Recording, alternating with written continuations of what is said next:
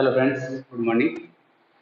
આજે આપણે ધોરણ 6 ની અંદર આપણું ચેપ્ટર નંબર 4 ચાલુ છે, ભૂમિતિના પાયાના ખ્યાલો, જેની અંદર આજે આપણે નવા ટોપિકની ચર્ચા કરવાના છીએ, જેનું નામ છે ચતુષ્કોણ.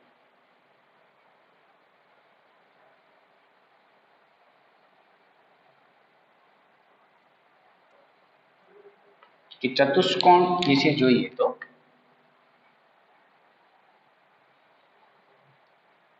તો કે ચતુષ્કોણ એટલે શું? ચતુષ્કોણની આપણે વ્યાખ્યા અહીંયા લખીએ તો લખી શકાય કે ચાર બાજુઓ ધરાવતા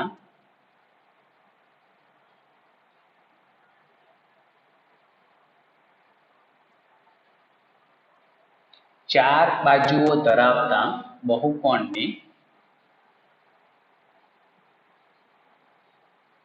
ચતુષ્કોણ કહે છે. ચાર બાજુઓ ધરાવતા બહુકોણને ચતુષ્કોણ કહે છે. અહીંયા આપણે ચતુષ્કોણની આકૃતિ દોરીને સમજીશું. તો કે અહીંયા એક ચતુષ્કોણ,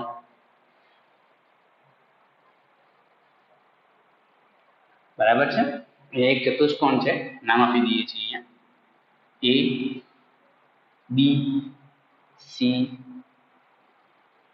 D. બરાબર છે. તો આપણે ચતુષ્કોણને જોઈએ કે ચાર બાજુઓ ધરાવતા બહુકોણની શું કહે છે?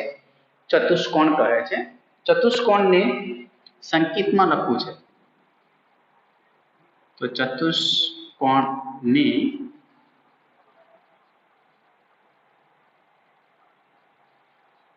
સંકેતમાં આવું એક ચિહ્ન વડે દર્શાવાય છે.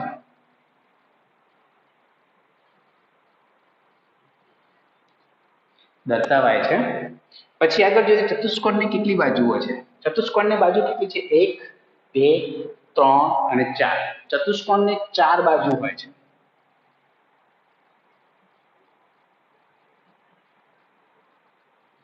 ચતુષ્કોણને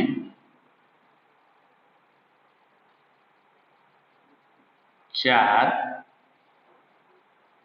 બાજુઓ હોય છે અને ચતુષ્કોણને 4 ખૂણા હોય છે. ખૂણો A, ખૂણો B, ખૂણો C અને ખૂણો D. બરાબર છે. તો કે ચતુષ્કોણને 4 બાજુ, ચતુષ્કોણને 4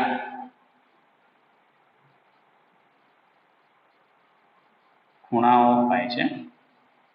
ચતુષ્કોણને 4 બાજુ અને 4 ખૂણાઓ હોય છે અને ચતુષ્કોણને 2 વિકર્ણો પણ હોય છે. અહીંયાથી AC વિકર્ણ અને અહીંયા BD વિકર્ણ. તો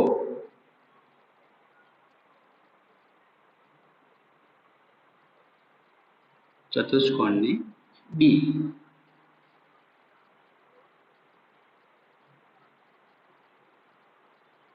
બે વિકર્ણ હોય છે. તો જોઈએ કે ચતુષ્કોણને 4 બાજુ, 4 ખૂણા અને 2 વિકર્ણ. તો કુલ ચતુષ્કોણને કેટલા અંગો છે? 10 અંગો છે. તો કે ચતુષ્કોણને કુલ 10 અંગો હોય છે.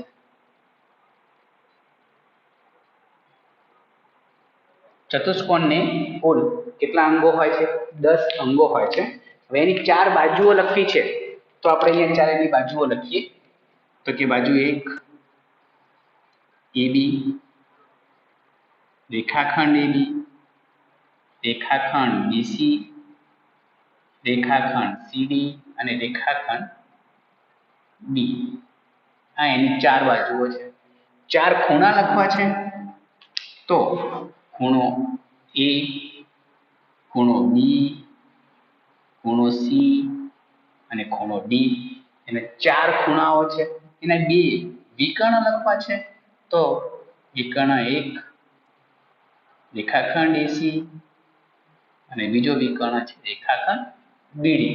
એને 2 વિકર્ણ ચાર બાજુ 1 2 3 ચાર બાજુ 1 2 3 4 ચાર એના ખૂણાઓ છે અને બે એના વિકર્ણ છે એટલે કે એસી અને બીડી એટલે એના કુલ કેટલા અંગો થઈ ગયા છે 10 ચતુષ્કોણને 10 અંગો હોય છે કયા કયા ચાર બાજુ ચાર ખૂણા અને બે વિકર્ણ એટલે આમ કુલ મળીને ચતુષ્કોણના 10 અંગો હોય છે આગળ આપણે ત્રિકોણને પણ શીખ્યા છીએ કે ત્રિકોણને કેટલા અંગો હોય છે તો ત્રિકોણને 6 અંગો હોય છે જ્યારે 3 બાજુ અને 3 ખૂણાઓ છે ચતુષ્કોણના કેટલા પ્રકારો પણ છે આમાં આપણે ભણવા નથી આવતા આગળ 10 વર્ષમાં ચતુષ્કોણના પ્રકારો ભણશું 8મા ધોરણની અંદર આવશે ચતુષ્કોણના પ્રકારો વિશે તો ચોરસ એ પણ એક ચતુષ્કોણનો પ્રકાર છે લંબચોરસ એ પણ એક ચતુષ્કોણનો પ્રકાર છે સમલંબ ચતુષ્કોણ એ પણ એક ચતુષ્કોણનો પ્રકાર છે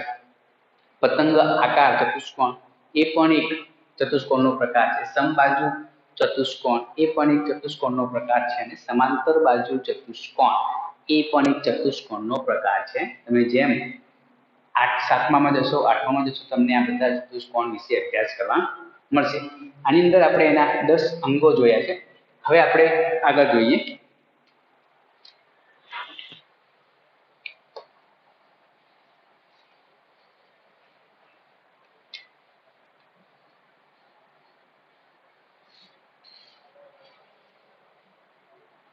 હવે જોઈએ એના સામસામેની જોડ અને પાસ પાસેની જોડ તો સામસામેની બાજુઓ જોઈએ તો કે ચતુષ્કોણમાં સામેની બાજુ કોઈ પણ એક્ઝામ્પલ તરીકે આપણે એ જોઈએ કે કોઈ પણ એક બાજુ લઈ લઈએ એબી રેખાખંડ એબી ની સામેની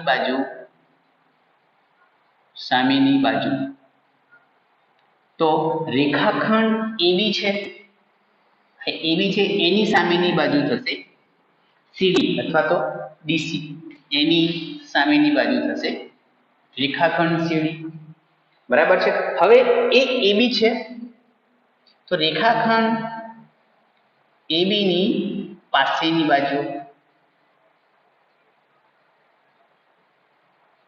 જો રેખાખંડની સામેની બાજુ છે એ એક થશે પાસેની બાજુઓ કેટલી તો પાસેની બાજુ એક આ પણ આવશે અને એક અહીંયા પણ આવશે તો પાસેની બાજુઓ બે થશે કઈ થશે એક રેખાખંડ એબી અને એક રેખાખંડ બીસી બરાબર છે હવે સામેની બાજુમાં જોઈએ તો એક થાય છે પાસેની બાજુમાં બે થાય છે તો રેખાખંડ એબી અને રેખાખંડ બીસી આ એની બંને પાસેની બાજુ છે આગળ જોઈએ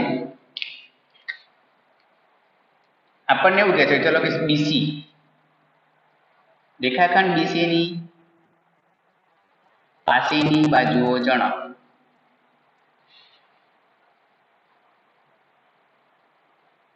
તો એક બીસી આ બીસી છે બાજુ એની પાસેની બાજુ શું આવશે સીડી પણ આવશે અને બી એ આ બંને પણ આવશે તો રેખાખંડ સીડી અને બીજી આવશે રેખાખંડ બીએ બરાબર છે હવે ખૂણાઓમાં જોઈએ કે ખૂણા એ ની સામેનો તો ખૂણા એ ની સામેનો ખૂણો આ એ છે એની સામેનો ખૂણો કયો આવશે એક જ કયો ખૂણો છે સી તો એની સામેનો ખૂણો સી આવશે હવે તમને એવું કહ્યું કે ખૂણો એની પાસેનો ખૂણો એની પાસેનો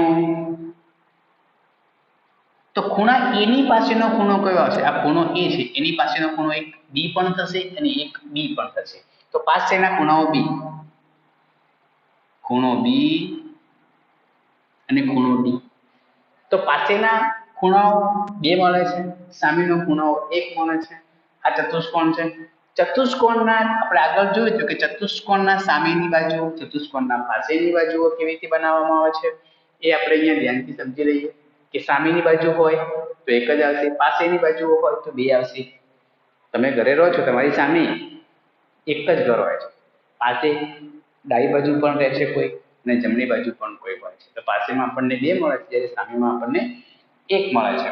જ્યારે ચતુષ્કોણ આપણે ત્રિકોણમાં શીખ્યા છીએ કે ત્રિકોણના ત્રણેય ખૂણાનો માપનો સરવાળો 180. અહીંયા ચતુષ્કોણ છે તો ચતુષ્કોણના ચારે ખૂણાના માપનો સરવાળો, તો કે ચતુષ્કોણના ચારેય ખૂણાના માપનો સરવાળો 360 અંશ થાય છે. તો કે ચતુષ્કોણના ચારેય ખૂણાના માપનો સરવાળો 360 અંશ થાય છે, જ્યારે ત્રિકોણમાં ત્રણેય ખૂણાના માપનો સરવાળો 180 અંશ થતો હતો. જ્યારે આની અંદર ચતુષ્કોણના ચારેય ખૂણાના માપનો સરવાળો 360 અંશ થાય છે. બરાબર છે. ચતુષ્કોણમાં જોયું ફરીથી એકવાર, ચતુષ્કોણની કુલ 10 અંગો હોય છે, 4 બાજુ, 4 ખૂણા અને એના 2 વિકર્ણ છે. એટલે કે કુલ ચતુષ્કોણને 10 અંગો હોય છે. ચતુષ્કોણમાં સામેની બાજુ કોને કહેવાય, પાસેની બાજુઓ કોને કહેવાય, એનો પણ આપણે અહીંયા અભ્યાસ કર્યો છે. હવે આપણે આગળ જઈએ તો આપણે એક સ્વાધ્યાય છે કે આપણે સ્વાધ્યાયની અંદર કેટલા સુધી પૂરું કરેલું છે, 4.4 સુધી આપણે આગળ પૂરું કરેલું છે. આજે 4.5 નો આપણે અભ્યાસ કરવાનો છે. કાચી આકૃતિ આવી તમારે એક આકૃતિ દોરવાની છે. પહેલા નંબરનો પ્રશ્ન છે એ બરાબર ધ્યાનથી કે ચતુષ્કોણની કાચી આકૃતિ દોરો અને તેના વિકર્ણો દોરો અને તેના નામ આપવાના છે.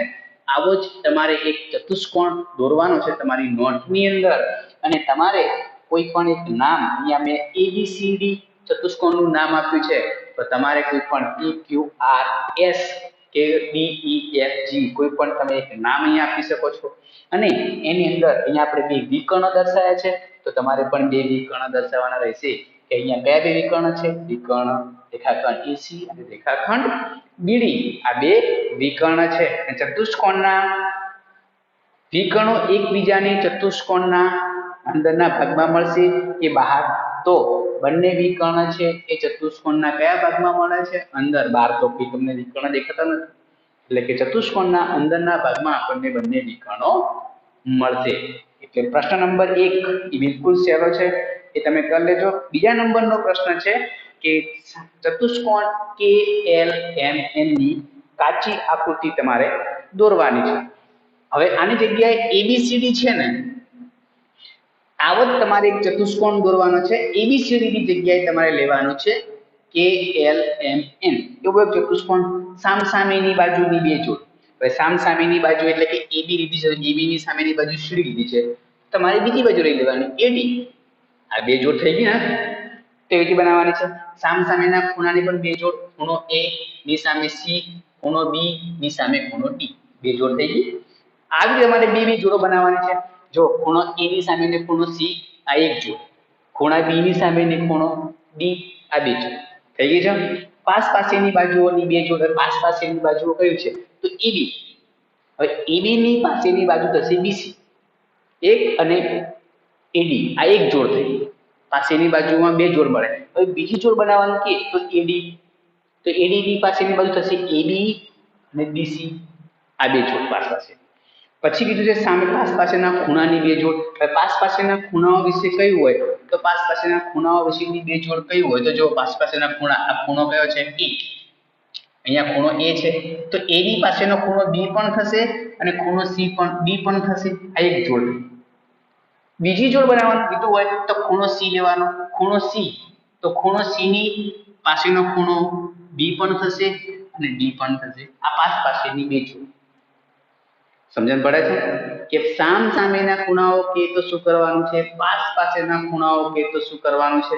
તમને સામ સામેની જોડ કયું હોય કે સામ સામેની 2 જોડ જણાવો, તો ખૂણો A, તો ખૂણા A ની સામેની બાજુ ખૂણો C, આ એક જોડ તમારી. બીજી જોડ કે ખૂણો B ની સામેની ખૂણો D, તો આ સામ સામેની 2 જોડ થઈ ગઈ. હવે પાસ પાસેની જોડ કયું હોય તો શું કરવાનું કે ખૂણો A, એની પાસેનો ખૂણો એક D પણ થાય અને ખૂણો D પણ થાય, તો બંને ખૂણા લખવાના કે ખૂણા A ની પાસેનો ખૂણો D અને B. આ એક જોડ થઈ. બીજી જોડ તમને બનાવવાનું કયું હોય તો ખૂણો D લેવાનો, તો ખૂણા D ની પાસેનો ખૂણો એ પણ થાય અને પાસેનો ખૂણો સી પણ થાય. તો અહીંયા એ બે જોડ થઈ ગઈ, એક આગળની જોડ અને એક આ જોડ. એવી રીતે બે જોડ બનાવવાની, પાસ પાસેમાં અને સામ સામેની તમારે બે જોડ બનાવવાની થશે. તમારે એક કાચી આકૃતિ બનાવવાની છે, ALNN જો ચતુષ્કોણનું નામ આપવાનું છે, અને એની સામ સામેની બે જોડ, સામ સામેના ખૂણાઓની બે જોડ, પાસ પાસેની બાજુઓની બે જોડ અને પાસ પાસેના ખૂણાઓની બે જોડ તમારે આ રીતે અહીંયા સમજાવવાની થશે. તો તમે બધા આનો સ્ક્રીનશોટ લઈ શકો છો.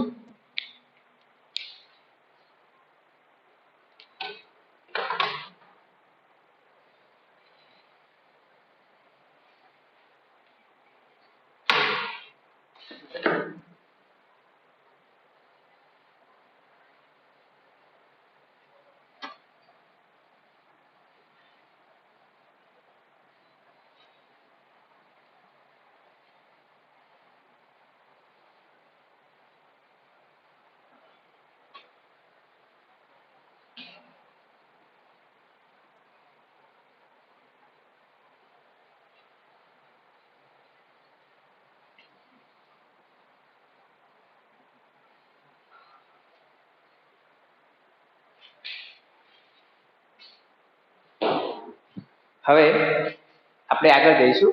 આપણો નવો ટોપિક છે આગળ કે વર્તુળ વિશે આપણે અભ્યાસ કરવાનો છે. તો વર્તુળ વિશે આપણે અહીંયા અભ્યાસ કરીએ કે પહેલા તો વર્તુળ વિશે જોઈશું કે વર્તુળ કોને કહે છે. વર્તુળ વિશે આપણે અભ્યાસ કરીશું. ચતુષ્કોણ, ત્રિકોણ અને છેલ્લો ટોપિક છે આજે ચેપ્ટર નંબર 4 નો, જે નામ છે વર્તુળ નામ છે. તો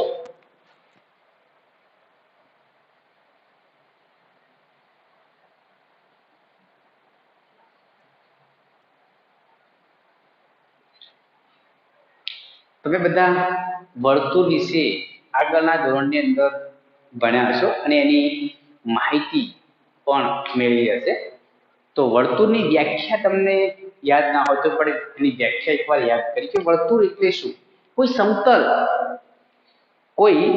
સમતલમાં કોઈ નિશ્ચિત, કોઈ એક જ સમતલમાં કોઈ નિશ્ચિત બિંદુથી સમાન અંતરે આવેલા હોય, સમાન અંતરે આવેલું બિંદુઓ એ વર્તુળની રચના કરે છે. તો એની આપણે વ્યાખ્યા લખીએ કે વર્તુળ એટલે શું, કે એક જ સમતલમાં કોઈ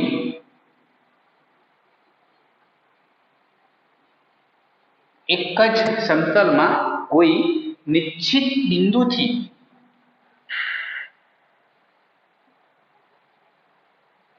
સમાન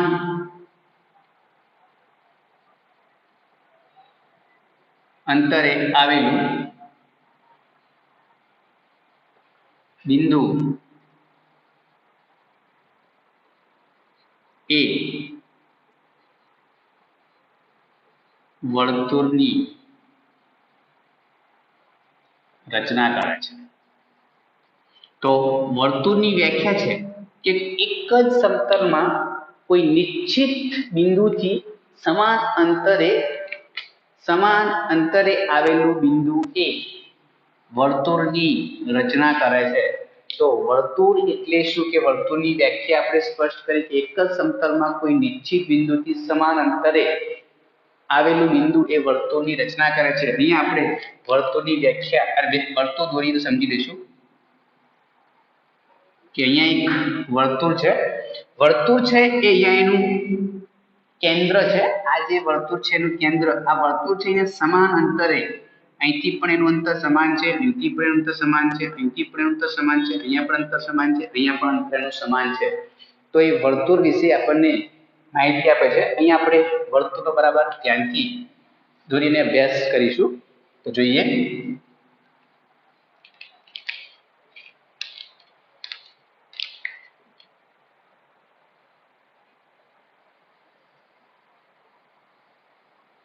ચલો, એક વર્તુળ દોરી દીધું છે. અહીંયા જે ડોટ ટપકું છે એ અહીંયા એનું નામ આપી દીધું છે કે વર્તુળનું કેન્દ્ર.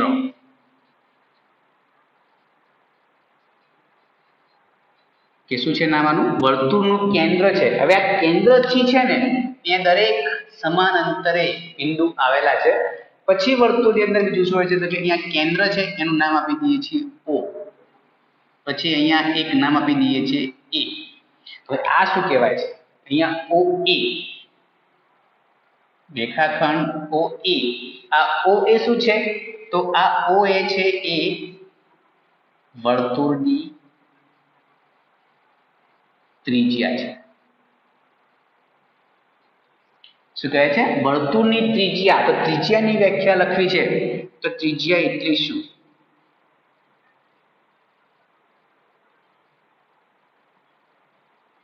તો ત્રિજ્યાની વ્યાખ્યા લખીએ તો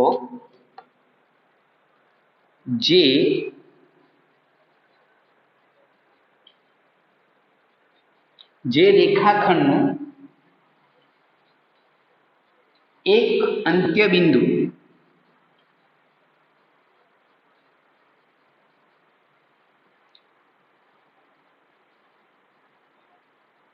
વર્તુળનું કેન્દ્ર હોય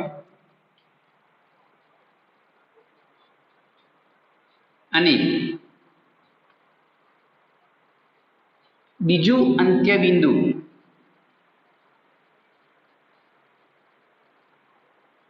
વર્તુળ પરનું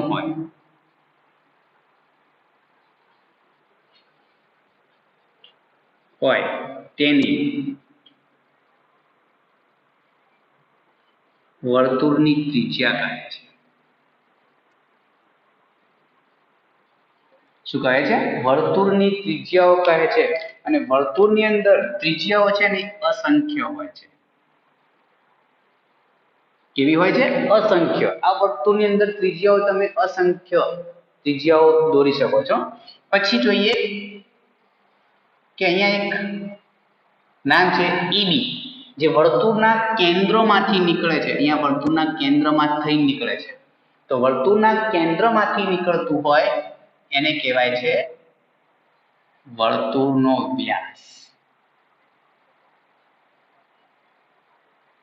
શું કહેવાય છે વર્તુળનો વ્યાસ। જે વર્તુળના કેન્દ્રમાંથી નીકળે છે એને કહેવાય છે વર્તુળનો વ્યાસ કહે છે।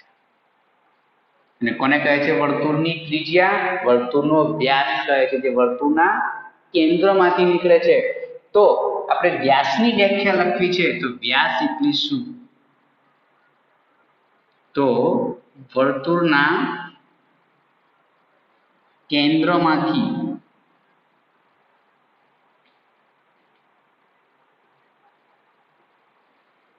પસાર થતી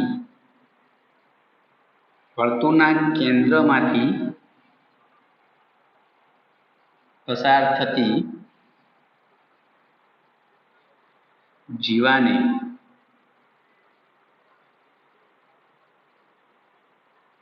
વર્તુળનો વ્યાસ કહે છે। હવે અહીંયા તમને જીવા શબ્દ આવે છે। જીવા એટલે શું તો આ વર્તુળનો વ્યાસ પણ કહેવાય છે અને બીજું પણ શું કહેવાય છે એને વર્તુળની જીવા। શું કહેવાય છે વર્તુળની જીવા પણ કહે છે વ્યાસ પણ કહેવાય છે અને બીજું શું કહેવાય છે એને વર્તુળની જીવા। તો વર્તુળની જીવા એટલે શું એની વ્યાખ્યા આપણે સમજવી હોય તો જે રેખાખંડના બંને અંત્ય બિંદુઓ વર્તુળ પરના હોય। શું કહ્યું છે વર્તુળની જીવા એટલે શું કે જે રેખાખંડના બંને અંત્ય બિંદુઓ વર્તુળ પરના હોય તેને શું કહેવાય છે વર્તુળની જીવા કહે છે। અહીંયા આગળ જોઈએ આનો તમે પણ એક સ્ક્રીનશોટ લઈ લો।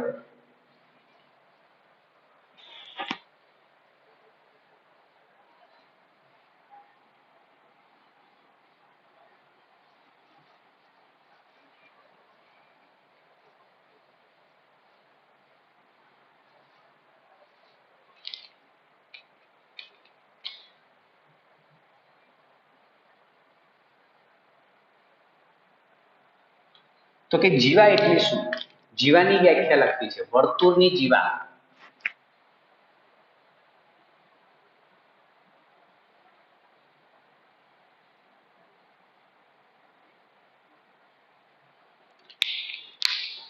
તો વર્તુળની જીવા એટલે શું કે જે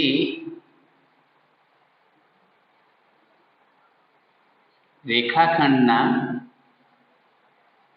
બંને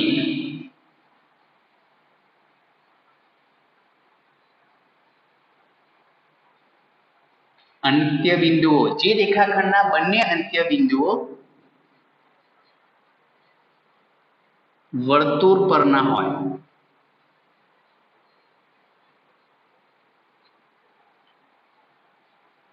તેને વર્તુળની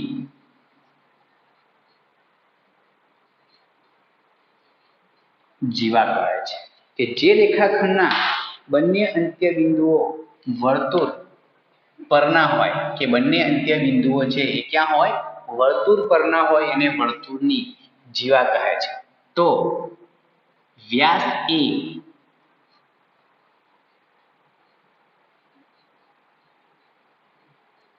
વર્તુળની સૌથી મોટી જીવા છે તો કે વ્યાસ એ વર્તુળની સૌથી મોટી જીવા છે અને એ પણ ધ્યાન આપજો કે વ્યાસ એ જીવા કહેવાય છે પણ જીવા એ વ્યાસ ના કહેવાય કેમ કે જો તમે અહીંયા પણ દોરી શકો છો આનું નામ આપી દઈએ છીએ સી ડી આને શું કહેવાય ખબર છે વર્તુળની જીવા કહેવાય પણ આને આપણે વ્યાસ નહીં કહીએ કેમ કે વ્યાસ તો શું છે વર્તુળના કેન્દ્રમાંથી પસાર થતો હોય તેને જ શું કહેવાય છે વ્યાસ કહેવાય છે તો વ્યાસ એ જીવા છે પણ જીવા એ વ્યાસ નથી ખાસ ધ્યાનમાં રાખજો કેમ કે વર્તુળના કેન્દ્રમાંથી પસાર થાય તેને જ આપણે શું કહીએ છીએ વ્યાસ કહીએ છીએ બીજું કે ત્રિજ્યા કરતા વ્યાસ હંમેશા બમણો હોય છે જો લખી શકાય કે ત્રિજ્યા કરતા વ્યાસ બમણો અથવા તો બે ગણો બમણો અથવા બે ગણો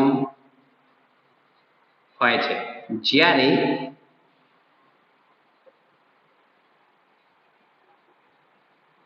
વ્યાસ કરતા ત્રિજ્યા અડધી હોય છે એટલે કે ત્રિજ્યા કરતા વ્યાસ બમણો હોય છે બમણો એટલે કે બે ગણો હોય છે અને જ્યારે વ્યાસ કરતા ત્રિજ્યા કેવી હોય છે અડધી હોય છે એક્ઝામ્પલ તરીકે 10 સેન્ટીમીટર વ્યાસ હોય તો એના કરતા ત્રિજ્યા કેવી હોય અડધી એટલે કે 5 સેન્ટીમીટર શું હોય છે ત્રિજ્યા હોય છે ત્રિજ્યા કરતા વ્યાસ કેવો હોય છે બમણો હોય છે અને વ્યાસ કરતા ત્રિજ્યા કેવી હોય છે એના કરતા અડધી હોય છે ઓકે આગળ જોઈએ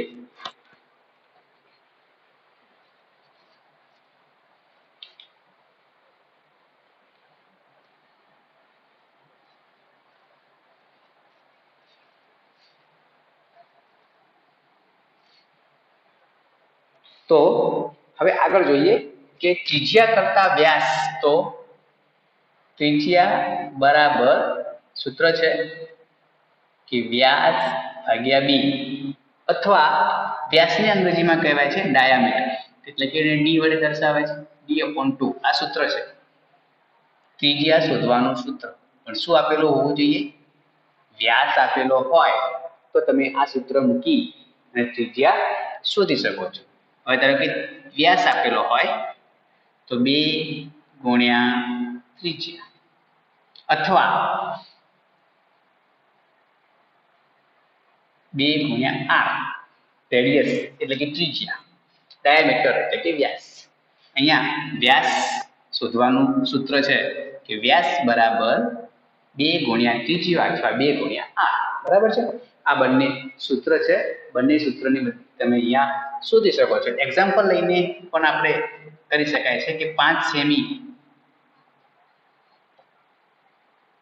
ત્રિજ્યા હોય તો વ્યાસ શોધો વ્યાસ શોધો તો 5 સેમી ત્રિજ્યા આપેલી છે તો વ્યાસ શોધવાનું છે તો વ્યાસનું સૂત્ર વ્યાસ બરાબર 2 ગુણ્યા ત્રિજ્યા 2 ત્રિજ્યા કેટલી આપી છે 5 સેમી 2 ગુણ્યા 5 શું થશે 10 સેમી ખબર પડી ગઈ તો કે આ રીતે તમે વ્યાસ પણ શોધી શકો છો બરાબર છે હવે આપણે આગળ જઈએ વ્યાસ પછીનો આપણો ટોપિક છે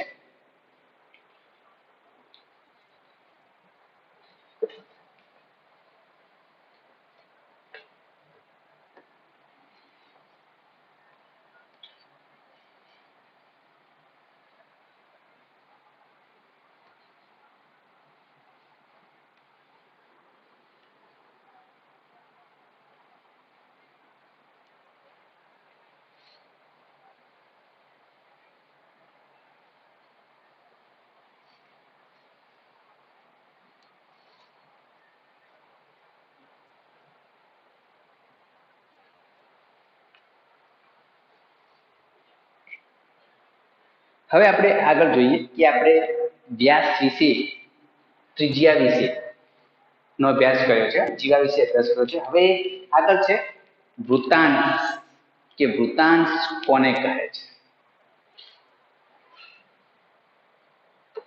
વર્તુળની અંદર જ આવે છે વૃત્તાંશ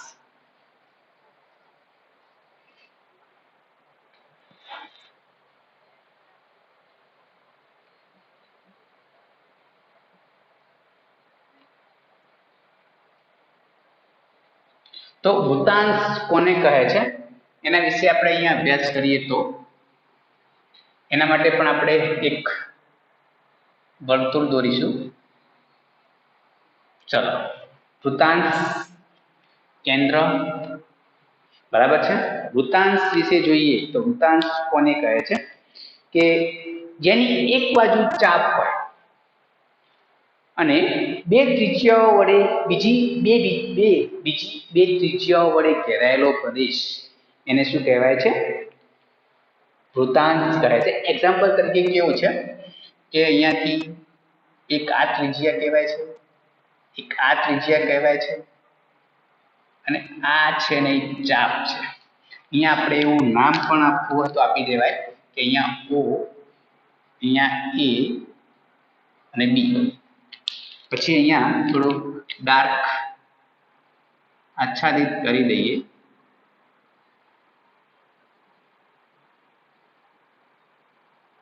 તો જે આ પ્રદેશ છે ને એ વૃત્તાંશ શું છે આ પ્રદેશને કહેવાય છે વૃત્તાંશ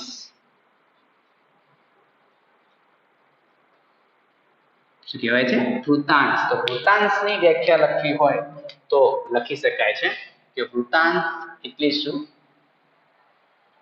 એક ચાપ એક બાજુ ચાપ અને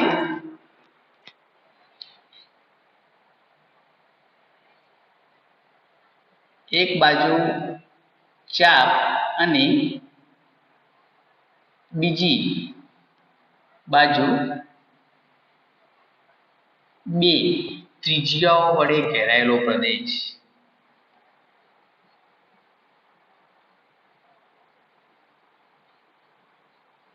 ઘેરાયેલો પ્રદેશ એટલે વૃત્તાંશ એટલે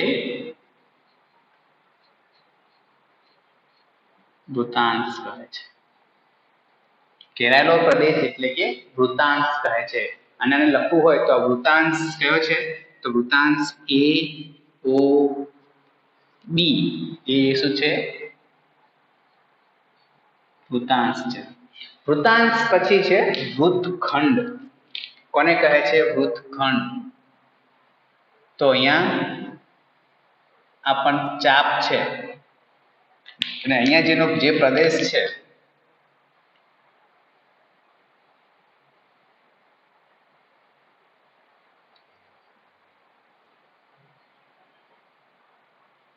આ છે એ વૃત્તખંડ છે તો વૃત્તખંડ એટલે શું વૃત્તખંડની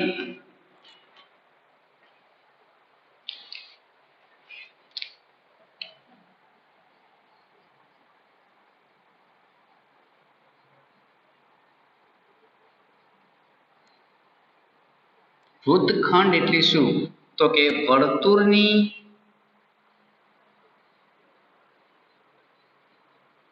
અંદરનો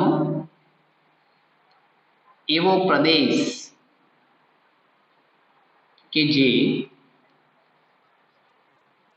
એક ચાપ અને જીવા વડે ઘેરાયેલો પ્રદેશ. જીવા વડે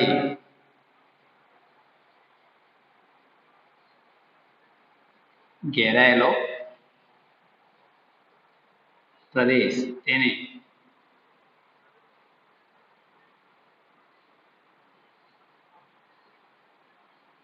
વૃત્તખંડ કહે છે. નામ આપવું તો આપી દેવાય કે સી બી, અહીંયા કઈ નથી તો ઓ આપી દેવાનું. તો આ છે એક બની જશે તમારો વૃત્તખંડ. સી ઓ બી આ એક તમારો વૃત્તખંડ બની જશે.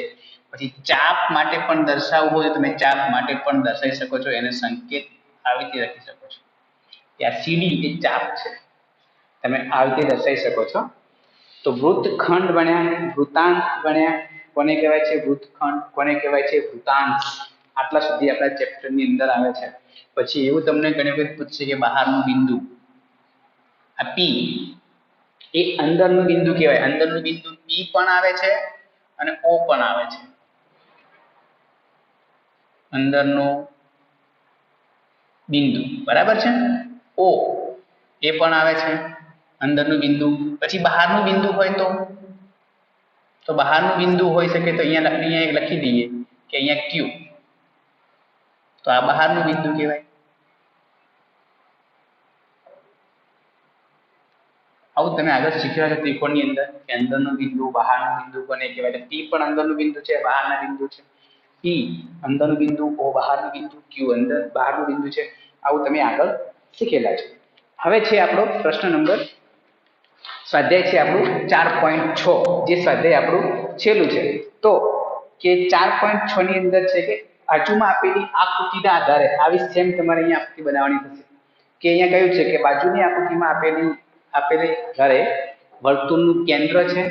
અહીંયા એક વર્તુળનું કેન્દ્ર કે જે આપણે અહીંયા ઓ છે એ આપણું શું છે વર્તુળનું કેન્દ્ર છે.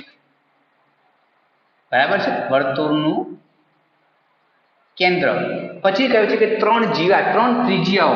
હવે તમારી ત્રણ ત્રિજ્યાઓ કયું છે તો તમે એક ત્રિજ્યા અહીંયા વધારે જોઈ શકો છો, કેમ કે ત્રિજ્યાઓ વર્તુળની અંદર કેવી હોય છે અસંખ્ય હોય છે. તો આપણી ત્રણ ત્રિજ્યાઓ બનશે. એક અહીંયા આપણે નામ આપી દઈએ છીએ ડી, તો એક ત્રિજ્યા રેખાખંડ ઓએ, એક રેખાખંડ ઓબી અને એક રેખાખંડ ઓડી. તો આવી તમારી ત્રણ ત્રિજ્યાઓ બનશે. તો તમારે હવે ધ્યાન રાખજો કે ત્રિજ્યાના કેન્દ્રમાંથી પસાર કરશો તો થશે વ્યાસ, અને વ્યાસ એ જીવા કોણ કહેવાય છે? વર્તુળના કેન્દ્રમાંથી પસાર થતી સૌથી મોટી જીવાને શું કહે છે? વર્તુળનો વ્યાસ પણ કહે છે. બરાબર છે. તો અહીંયા તમને સમજ પડી, તમારી ત્રણ ત્રિજ્યાઓ દર્શાવવાની છે. પહેલા નંબરનો તમારો સ્વાધ્યાય છે, સ્વાધ્યાય 4.6 ની અંદર પહેલા નંબરનો તમારો પ્રશ્ન છે કે ત્રણ ત્રિજ્યા, વર્તુળનું કેન્દ્ર અને જીવા દર્શાવવાની થશે. તો તમારા માટે વ્યાસ એ જીવા પણ છે, પણ જીવા એ વ્યાસ નથી. કેમ કે જીવા કોને કહે છે? જે રેખાખંડના બંને અંત્યબિંદુઓ વર્તુળ પરના હોય એને જીવા કહેવામાં આવે છે. એટલે કે વ્યાસ એ જીવા છે, પણ જીવા એ વ્યાસ નથી. બરાબર, ધ્યાન આપજો. બરાબર છે. અહીંયા આપણો પ્રશ્ન નંબર 1 એ પૂરો થશે. બીજા નંબરની અંદર છે કે આપણે વૃત્તાંશ, વૃત્તખંડ એના વિશે આપણે અભ્યાસ કરેલો છે કે શું દરેક વ્યાસ એ વર્તુળની જીવા છે અને શું દરેક જીવા એ વર્તુળનો વ્યાસ છે. તો પહેલા માટે શું આવશે કે દરેક વ્યાસ એ વર્તુળની જીવા છે, તો કે હા. બીજા માટે આવશે કે ના, કેમ કે જીવા એ વર્તુળનો વ્યાસ નથી. બે પ્રશ્નો અહીંયા સોલ્વ થઈ જશે. ત્રીજા નંબરના છે આના જેવી જ આકૃતિ બનાવવાની થશે. બરાબર છે. અને અહીંયા આપણું આ ચેપ્ટર છે એ પૂરું થાય છે. બરાબર.